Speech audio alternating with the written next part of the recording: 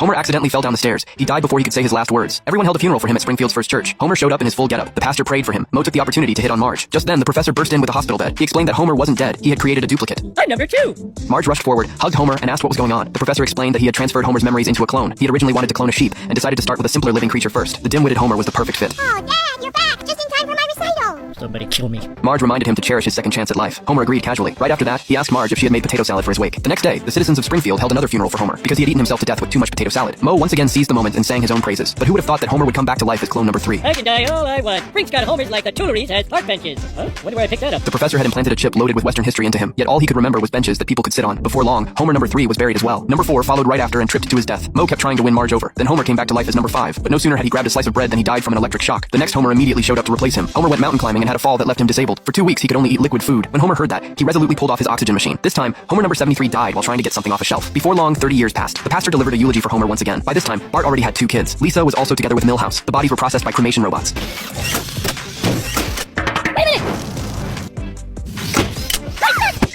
Don't go far, Primo. You would have thought that the elderly Moe would never give up, but unexpectedly, he put away the flowers and insulted Marge. Just then, the professor walked by and explained that he could no longer bring Homer back to life. Oh, stupid Moe, that's how to act like yourself, didn't you? Yeah, jackass.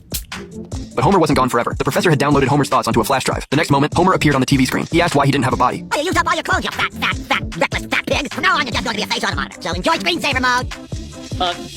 Bunk. Ooh, corner. I'm gonna just say this once. I'm good.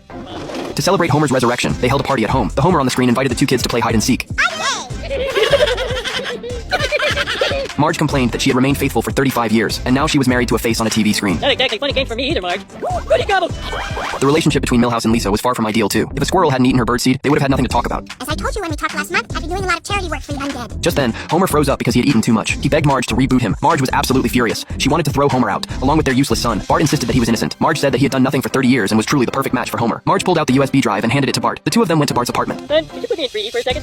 Why, you little! I'll teach you to emulate my sloppiness! Bart bought Homer a robot body. The moment he connected the screen, the robot stood up. Homer successfully woke up in the robot body. Just then, a door appeared out of nowhere. The second Bart opened the door, 2 kids on skateboards zoomed out. Bart's ex-wife invited him to dinner, so he asked Homer to keep an eye on the 2 kids. He took Homer out of the aquarium and placed him on the table so he could play with the kids. After Bart left, Homer made his robot body head to Moe's tavern.